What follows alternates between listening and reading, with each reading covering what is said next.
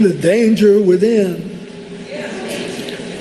I suppose that includes me. One of the arguments that can be continually made is this sort of descent into the slurry and filth of the modern political environment, what was called the swamp in the 2015-2016 era, kind of was exacerbated by the presidency of Bill Clinton, adored at the time, initially reported on as a kind of new JFK. Look, he plays the saxophone. Women seem to like him. Indeed. Indeed. Well, Bill Clinton reckons that Donald Trump is out to get him for reasons I don't fully understand. And my word, it seems like the Clintons in particular oughtn't be saying there are peculiar deep state individuals, agencies and machinery that can be used to dispatch, get rid of, unalive opponents, because if any of you have looked up that list, you know, the Tony Hinchcliffe joke that could have gone viral is, I'm not going to criticize the Clintons, you know, if I don't want to be suicided off. Interesting, though, that a lot of the attention is on this Puerto Rico stuff. Let's have a look at Bill Clinton saying he's an enemy of the state and that Donald Trump is destroying America from within. And he keeps talking about how he wants to get even and may have to call out the military on our own people. The danger within. I suppose that includes me. And I mean, basically, he's asserted the right to go after anybody that he thinks, in his wisdom, is a threat, right? You sign the oath says you promise to preserve, protect, and defend the Constitution against all enemies, foreign and domestic. Everyone acts like their own errors didn't take place. I'm not referring to the sort of salacious personal private life stuff of Bill Clinton. I'm referring more to the fact that he's plainly a part of an aristocratic Democratic Party where presidents are selected without primaries or due process, that plainly while in office he facilitated military misadventure that amounts to a slur or an aberration against the kind of principles of righteousness to which he's laying claim now. The problem is that we can't really trust Bill Clinton. We can't really trust anybody who speaks and acts like that. And even now, in the Awaken Wonder chat on Locals, people are posting what appear to be legitimate images of Bill Clinton with Jeffrey Epstein. And whether or not those images are real, and I actually hope they're not, we know that Jeffrey Epstein and Bill Clinton were friends. We know that he was never off that aeroplane, allegedly. So we know that there are kind of systems of power and alliances and friendships and relationships that sort of, in a sense, prohibit a moral position when it comes to Donald Trump. They don't really have that option available. And he said, I think I'll start with domestic. Bring me the army. Now, I used to like President Clinton. I once said only he and Ronald Reagan were the great presidents since World War II. But I've had a change of heart, and I think he needs to go away for a long time. And I'm not going to execute him, although I could, under the Supreme Court's ruling. But I think I'll just send him to the Colorado Supermax for the rest of his life. So I've already got a petition ready. I want him to transfer me to Guantanamo. Because when you're 78, you're a lot more worried about it being too cold than being too hot.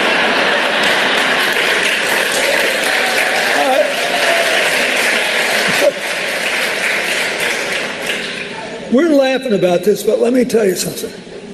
Being president is a sacred duty. Sacred. The idea of sacralizing political institutions means, like in the most literal sense, that you believe they're imbued with godliness or good.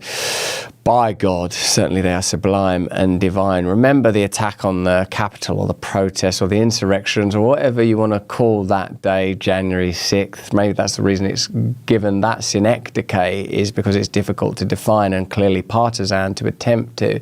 The critiques that took place subsequently were almost religious critiques. How dare you attack this sacred building? Well, how many Americans now believe what happens in Congress or the Senate or the office of president is sacred? Did Bill Clinton behave as if the Oval Office was sacred, or did he do anything there that was distinctly not sacred? Let me know in the comments and chat about that. And you can't really sacralize stuff when it suits you and desacralize it when it's convenient without being accused of the worst type of hypocrisy. And I would say that this type of hypocrisy is the kind of seam that runs through these institutions of power. Now let's have a look at Bill Clinton. This is a little bit of inside information. How Clinton's malign foreign policy launched the US trajectory from Bush 2 to 9/11. This is just a different and, I believe, rather interesting take on Bill Clinton's tenure.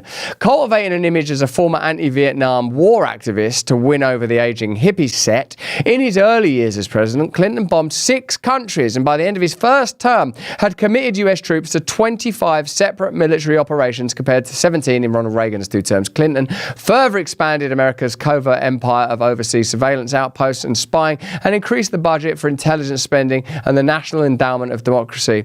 A CIA offshoot, and I know a lot about them, let me tell you. So what I think is initially fascinating there is the way that Clinton was positioned prior to his tenure. He's going to be appealing to hippies. Look at how Kamala Harris has been positioned now. Note what tropes. Middle class, anyone? I'm like a normal person, just like you. It's very, very interesting. That was not surprising because according to CIA operative Cord Meyer Jr., Clinton had been recruited into the CIA while at Oxford, and as governor of Arkansas in the 80s, he'd allowed clandestine arms and drug flights to Nicaraguan counter-revolutionaries. Amazing. Oh, wow, this is even better than the Epstein stuff. Backed by the CIA to be taken from Mena Airport in the western part of the state.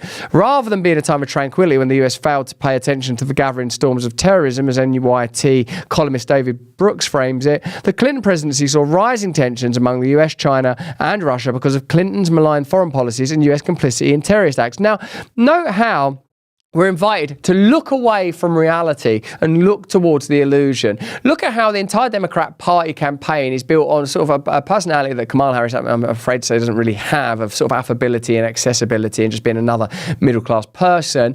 And then they bring out their elders as well. The Clintons, both of them, the Obamas, both of them. And we're invited to sort of, in a way, interpret that as heritage. This is a serious institution that's reliable. But when you look at how Bill Clinton presided, you have to confront other stuff. And my word, in the snowstorm, incessant blizzard of modern information, it's difficult to remember that Kamala Harris is in office anyway, de facto president, because Joe Biden's not capable even of participating in a campaign sensibly, is he? Saying stuff like Trump supporters are garbage, whether he meant it or not, I don't even understand anymore. So we can't even pay attention to what's happening right now. So the reality we receive is a reality that we're given. And note that they're very interested in surveillance and censorship and controlling information and controlling media, and they won't go on Joe Rogan's podcast. You see how what we're engaged in is an attempt to sort of manage and control reality. So it's good to remind ourselves what Bill Clinton actually was and actually is: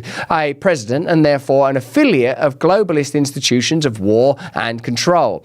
Airports and planes are heavy EMF exposure zones due to the volume of people with individual devices and Wi-Fi within confined spaces. I think that sometimes, like all of them phones, everyone's staring at their devices. It's important to protect yourself if you're undertaking such travel from EMF. Imagine sitting on a commercial flight, every single person there smothered in Wi-Fi, Bluetooth earbuds, all that stuff. You might as well be in a fuselage made of electromagnetic energy. The Centers for Disease Control and Prevention classifies airline crew members as radiation workers precisely because of this fact. AirsTech as you know, probably, are an official partner of the UFC. They're the only scientifically validated EMF protection solution. Hang that little thing around your neck. It sups up those sweet little problems. AirTech uses EMF modulation technology that is trusted and used around the world. Go to airstech.com/pages/Russell-brand. Use code Russell30 for 30% off. That's code Russell30 for 30% off. Give yourself the advantages that these devices represent. Thank you.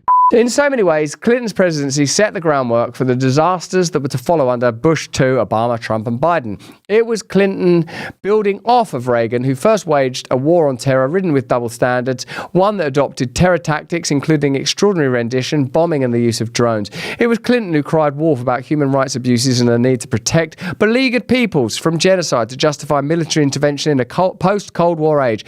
And it was Clinton's administration that pressed for regime change in Iraq and raised public alarm about the mythic WMDs, all while relying on fancy new military technologies and private military contractors to distance US shady military interventions from the public to limit dissent. Pretty fascinating and pretty, well, I suppose what it shows you, once more, is that what you don't get from the Democratic Party is authenticity. What you get is a staged and managed reality, because if you were confronted with the reality of their tenure, their relationships, and their intent, you wouldn't vote for them. But that's just what I think. Why don't you let me know what you think in the comments and chat, you Awaken Wonders. Hey, thanks for watching. If you want to see more uncensored content where free speech can flourish, join our live stream. Click the link right here to watch the next video if you want to, or become a member of a growing movement. Download the Rumble app and you'll be informed every time we make a new piece of content. Stay free.